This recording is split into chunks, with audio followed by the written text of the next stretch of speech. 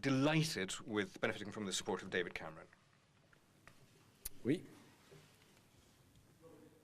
Robert Nisbet, Sky News. Obviously, you have learned lessons working Manifestement, vous avez retenu les leçons, vous avez appris à travailler ensemble dans le cadre de la Libye, mais comment appliquer tout cela à la Syrie et comment sortir de l'impasse diplomatique au Conseil de sécurité?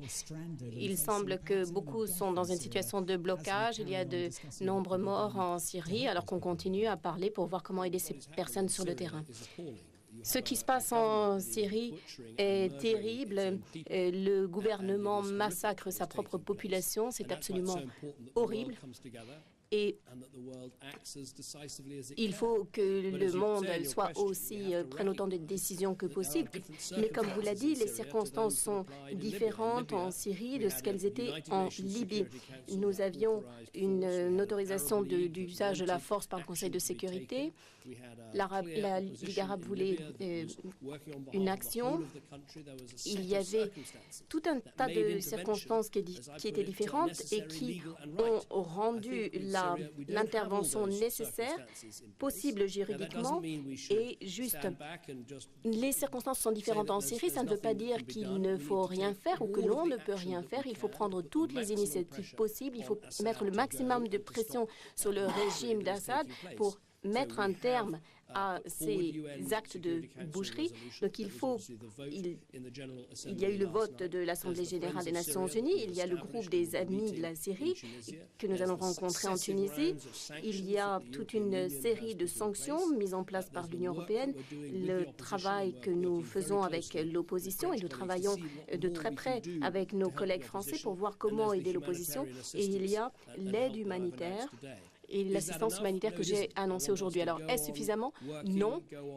Il faut continuer à travailler, à réfléchir avec nos alliés et nous demander ce que nous pouvons faire de plus pour aider la transition à se matérialiser dans ce pays, pour mettre un terme à cette dictature brutale et donner à ce peuple une chance de paix et de stabilité à l'avenir. Donc, je ne suis pas satisfait. Je ne pense pas que nous ayons fait tout ce qui pouvait être fait jusqu'à présent, mais il faut qu'on continue à travailler très dur avec nos amis, nos alliés et notamment dans la région pour pouvoir faire tout ce qui est possible. Perhaps we can have a question from a French journalist now. Bonjour Thierry Arnaud de BFM TV. Pour poursuivre BFM TV. Monsieur le Premier ministre, Mr. Prime Minister, when you say that we need to go further to bring about change in Syria, what exactly does that mean? What are the avenues of thought or the concrete courses of action that are considered today? And the question is extended also to you, Mr. President. What can we do to make sure that we bring about change in Syria? Second question, follow-up question for you, Mr. President. On numerous occasions in these past days and weeks, you referred to the German model. Would you also draw your inspiration from a British model, and if that is the case, on which topics? Bon, aller plus loin, c'est sur la Syrie. With respect to Syria, I believe there are two areas in which we can go further. First of all, there will be the Tunis meeting at which Alain Juppé will represent France, and he will meet, among others, with the Turkish Foreign Affairs Minister. Now, our goals are manifold. First of all, we need to strengthen the sanctions, not against the Syrian people, of course, but against the Syrian political decision makers.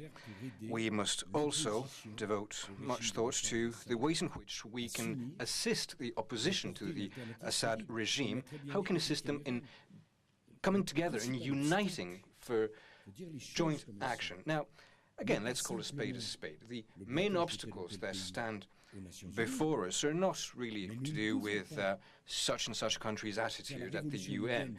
The point is that we cannot bring about a Syrian revolution without the Syrian people. And of course, I'm sure you understand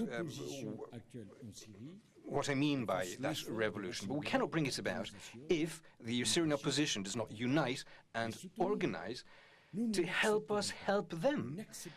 We will not accept that a dictator is allowed to massacre his own people. But the revolution cannot come from the outside. It must be born from within. And that applies to Syria as it would apply to any other country. That was the case in Tunisia, in Egypt, in Libya, and I believe that is the one lesson we should draw from recent events. Of course, we're always willing and ready to do more. But our message to all of those who want to bring back democracy in Syria is to gather together, to organize, to tell us how we can help them, and we will.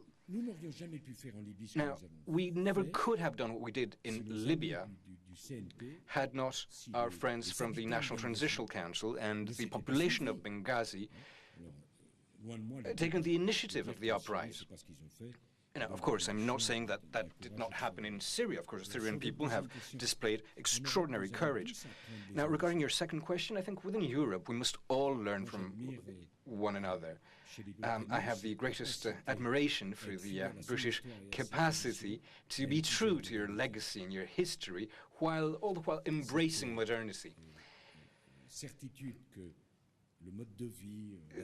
There's confidence in the fact that British identity and traditions are peerless,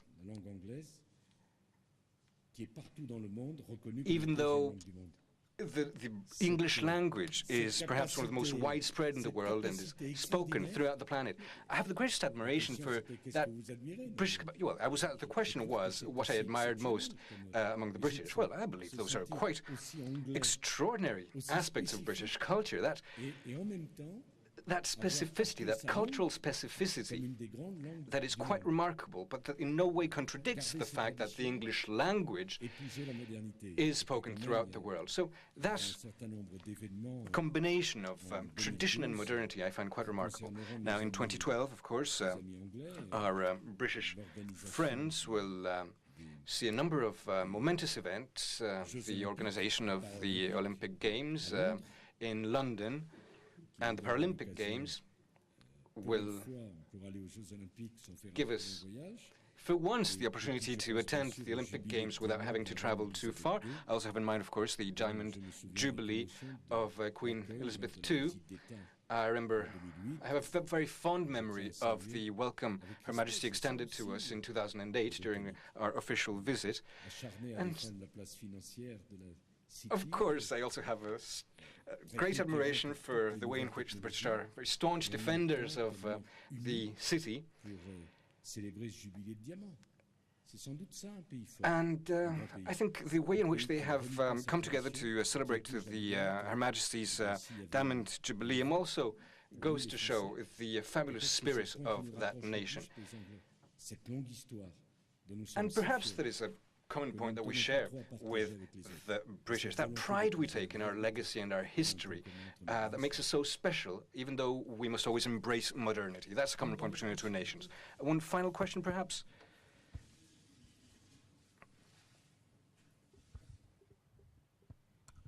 Monsieur le Président, Monsieur le Premier ministre, Mr. President, Mr. Prime Minister, Alain Hello for Les Echos. I have a question regarding the Lancaster House Treaty. To what extent will the projects stemming from that cooperation, of course I'm not referring to the nuclear aspects, to what extent will those projects be opened to other European partners? One often hears, at least in France for the past year, that the door is certainly not closed to their German partners, but that these projects will be carried out under Franco-British leadership. Would you share that point of view, and can I have an answer from both of you? Thank you. Merci. Je pense que sur la question du nucléaire, qui est bien sûr sensible et très importante, la France et le Royaume-Uni travaillent ensemble.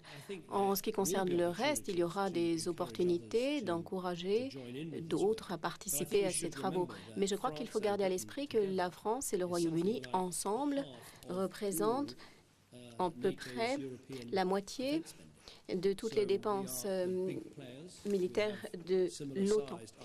Donc nous avons des forces armées similaires, nous avons des ambitions similaires et nous voulons, dans les deux cas, améliorer notre capacité et avoir des capacités plus modernes également, tout en ayant des budgets raisonnables. C'est la raison de cette coopération, mais bien sûr, il y aura, pour certains de ces programmes, des opportunités de faire participer d'autres. Sur le nucléaire militaire, on ne peut pas être ouvert aux autres en Europe, puisque comme military nuclear aspects, c'est une affaire britannique et well, française. I mean, I can only insist on the fact that this is a Franco-British cooperation and nothing else.